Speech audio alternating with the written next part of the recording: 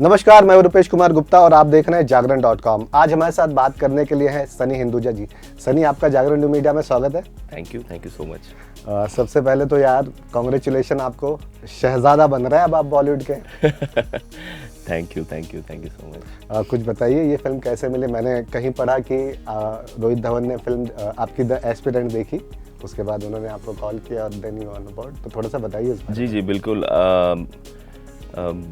Aspirant जब release ही हुआ था तो रोहित पहले पर्सन थे, आई थिंक सो टू से, जो हमारी बॉलीवुड ये शब्द प्रचार में है, पर जो भी है, film industry is a better word to say.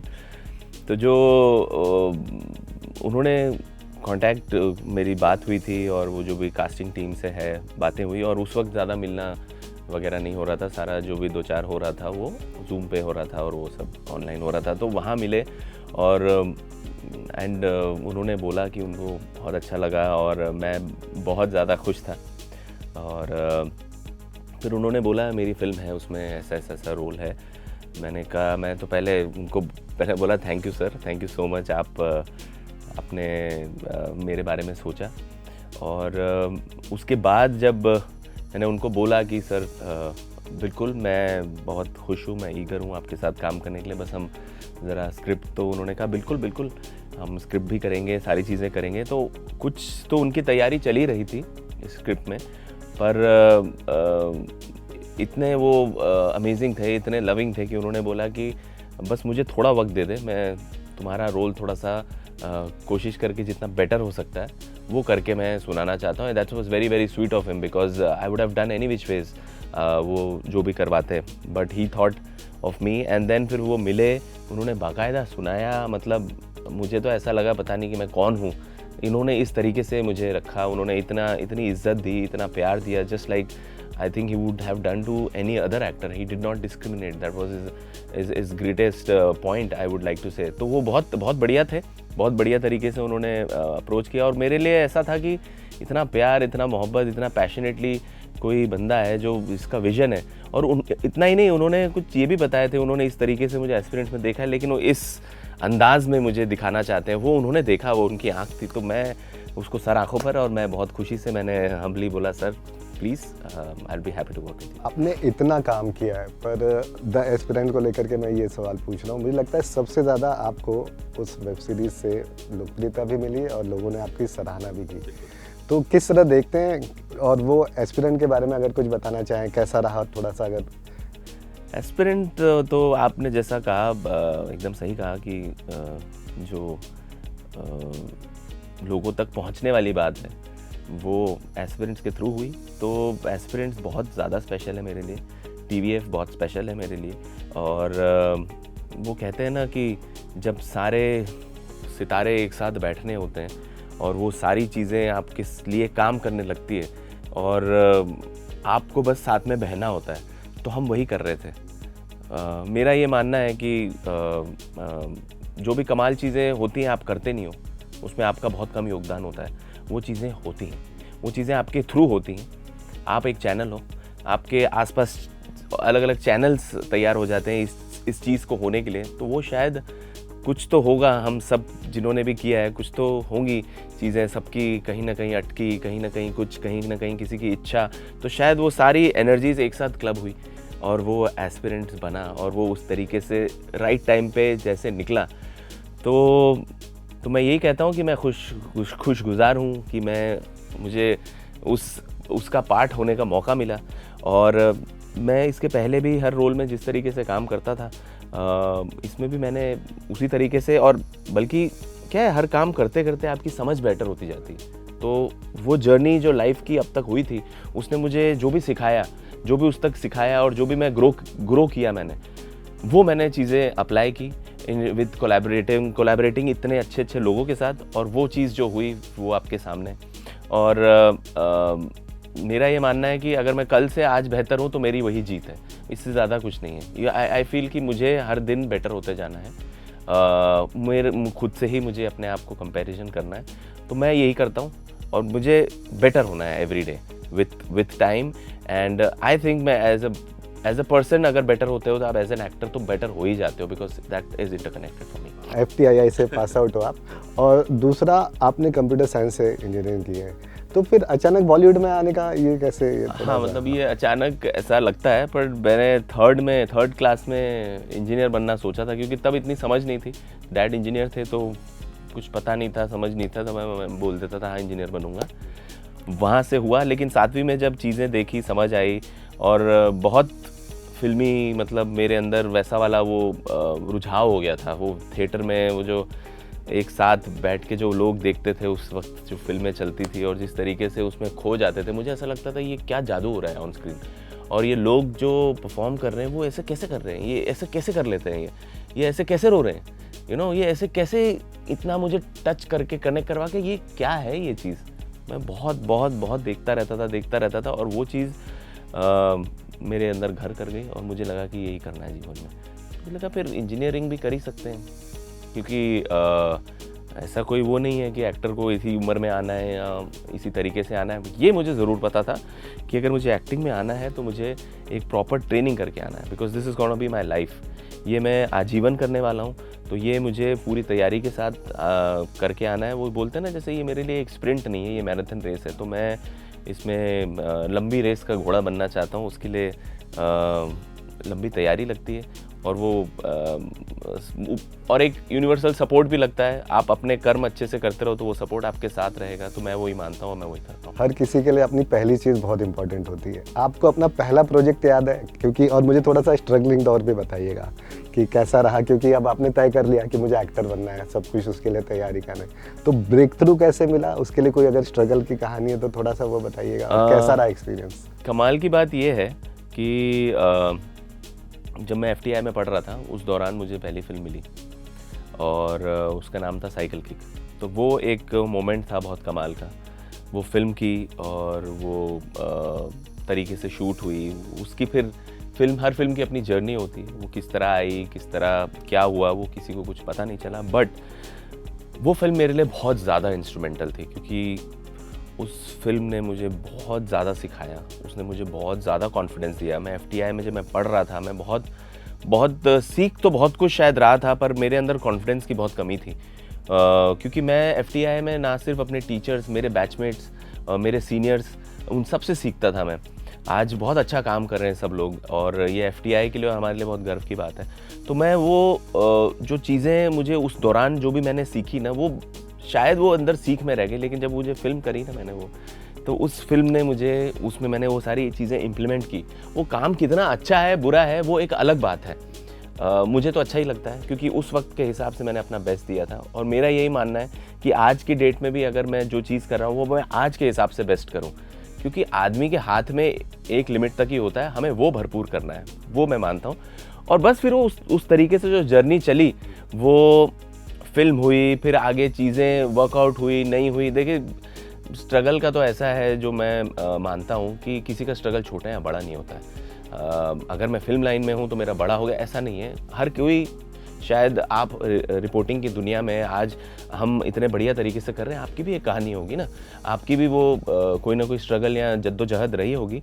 तो मुझे ऐसा लगता है कि जो स्ट्रगल है उसको मैं चैलेंजेस बोलता हूँ लाइफ में, वो और कुछ नहीं है, वो सिर्फ आपको तैयार करती है आगे के मुकाम पे जाने के लिए। अगर आप उसको इस तरीके से देखें ना, तो आपको कभी बुरा नहीं लगेगा। ये आई एम थैंकफुल कि मुझे शुरू में नहीं समझ थी, ऑफकोर्स समझ कहाँ ही होती है, आप वक्त के साथ लाइफ को एक्सपीरियंस करते हो, जीते हो। जैसा कि मैंने आपको कहा कि एक्टिंग मेरे लिए बहुत स्पिरिचुअल है, कि आप अपने आप को कितना जानते हो, कितने बखूबी आप अपनी चीज़ें जानते हो, तो उतना आप अपने करीब रहोगे।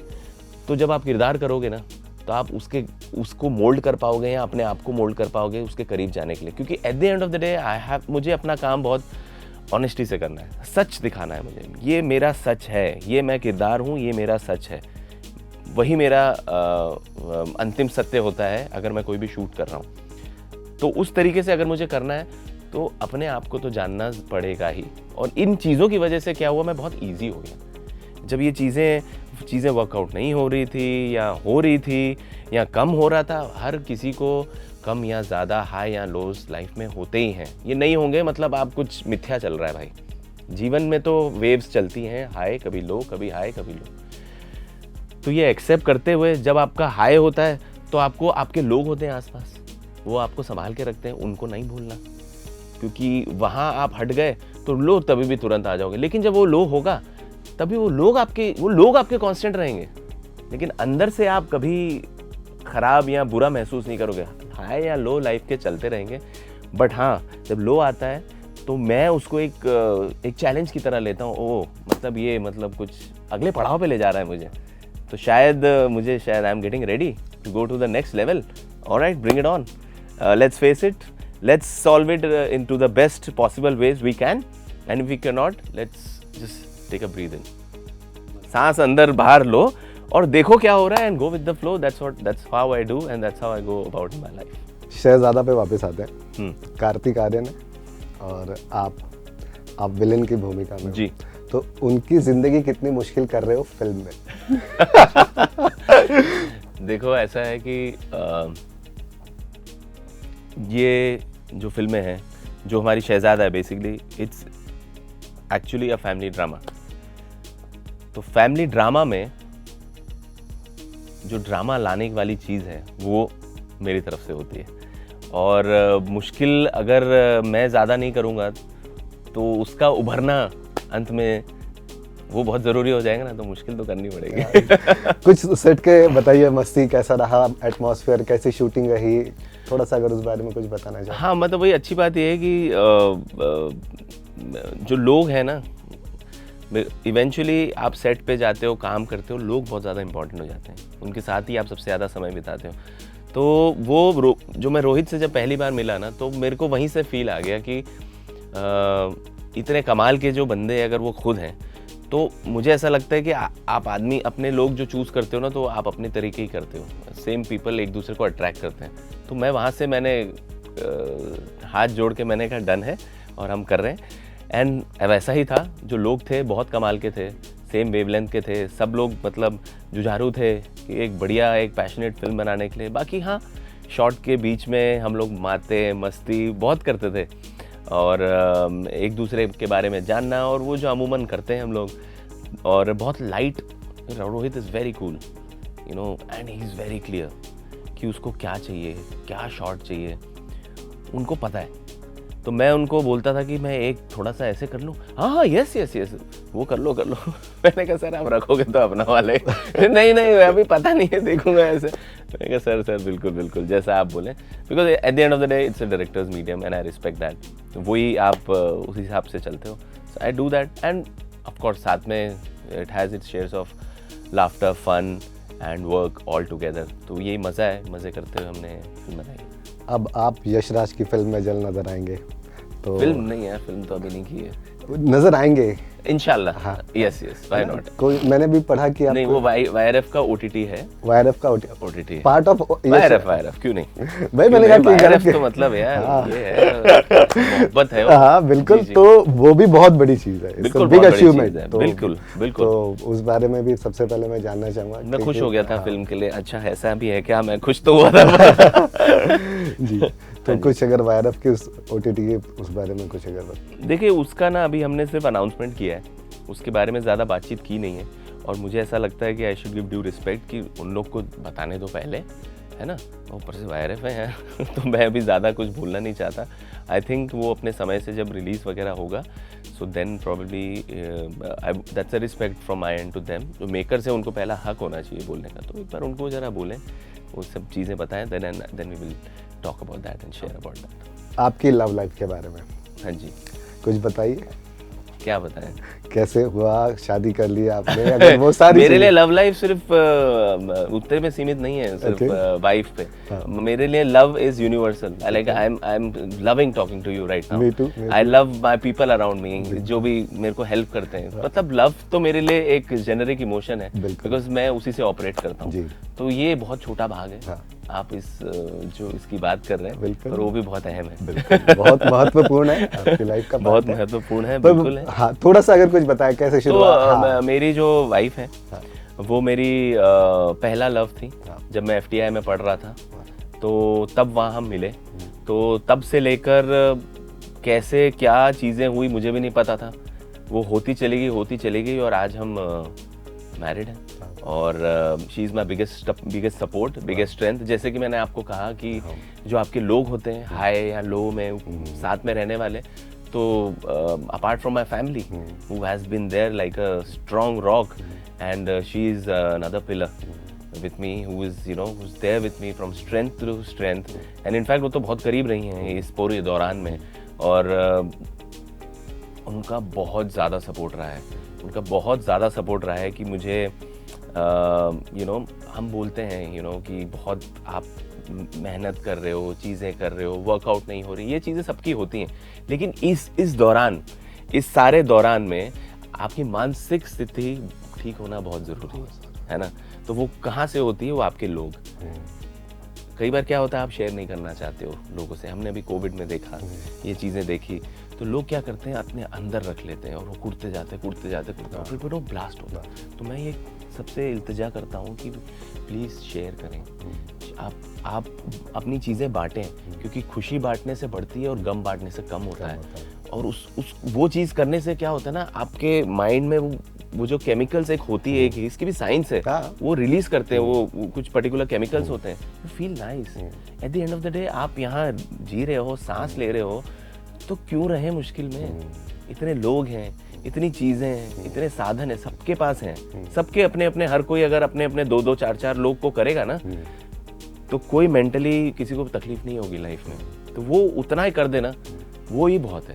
तो उसी तरीके से आपके पिलर्स हैं, तो उस तरीके से मेरी बहुत बड़ी पिलर है, मेरी वाइफ है शिंजनी। तो